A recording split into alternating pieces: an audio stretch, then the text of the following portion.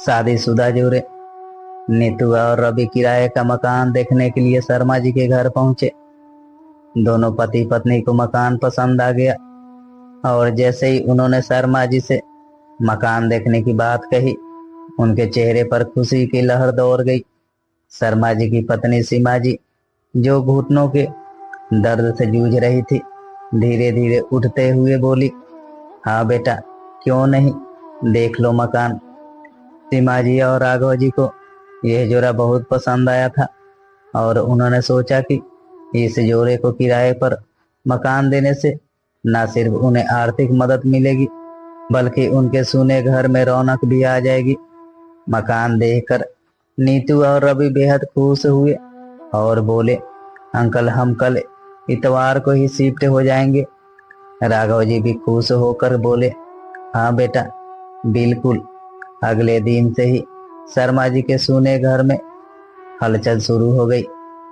नीतू और रवि ने दिन भर अपना सामान सही किया और शाम होते ही जब दोनों आराम करने बैठे, तभी दरवाजे की घंटी बजी।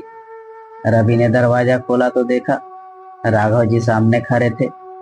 बेटा, तुम्हारी आंटी ने तुम्हें खाने के लिए बुलाया है, राघव जी ने मुस्कुराते हुए कहा।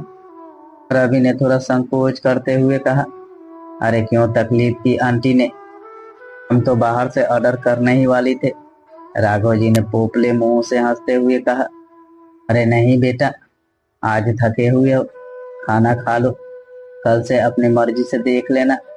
इस घटना के बाद नीतू और रवि का राघव जी और सीमा जी से अनजान सा लगाव हो गया था।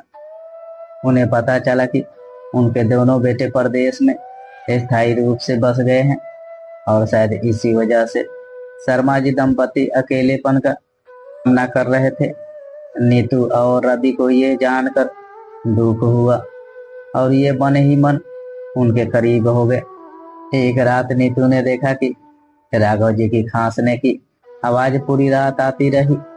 सुबह होते ही रवि ने कहा कि तू रात भर अंकल की खांसी और खराहने की आवाजें आ रही थी, लगता है उनकी तबीयत ठीक नहीं है, मैं एक बार उन्हें देख कर आता हूँ। नीतू ने कहा, ठीक है, तुम जाओ, मैं नाश्ता लेकर आती हूँ, हम सब साथ ही नाश्ता कर लेंगे।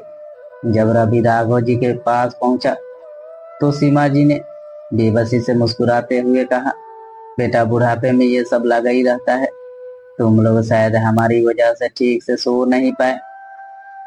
रवि ने तुरंत जवाब दिया, अरे नहीं आंटी, ऐसा कुछ नहीं है, मैं अभी अंकल को डॉक्टर के पास ले जाता हूँ, दवा देंगे तो तबीयत संभल जाएगी। सीमा जी ने दोनों की ओर बेबसी से देखते हुए कहा, बेटा, हमें दवा से ज्यादा अपनेपन से भरे मीठे बोल की जरूरत है, बस यही कमी थी जो तुम दोनों ने पूरी कर दी। यह सुनते ही सीमा जी की आंखों में आंसू आ गए और वो अपने पल्लू से आंसू पोंछने लगी। यह दृश्य देखकर राघव जी की आंखें भी नम हो गई। नीतू और रवि ने एक दूसरे की ओर देखा और दोनों ने महसूस किया कि अब ये सिर्फ किराएदार नहीं थे, बल्कि इस घर का एक अहम हिस्सा बन गए थे। दोस्तों, अगर ये कहानी आपको अच्छी लगी है तो मेरे वीडियो को लाइक करके चैनल को सब्सक्राइब करें।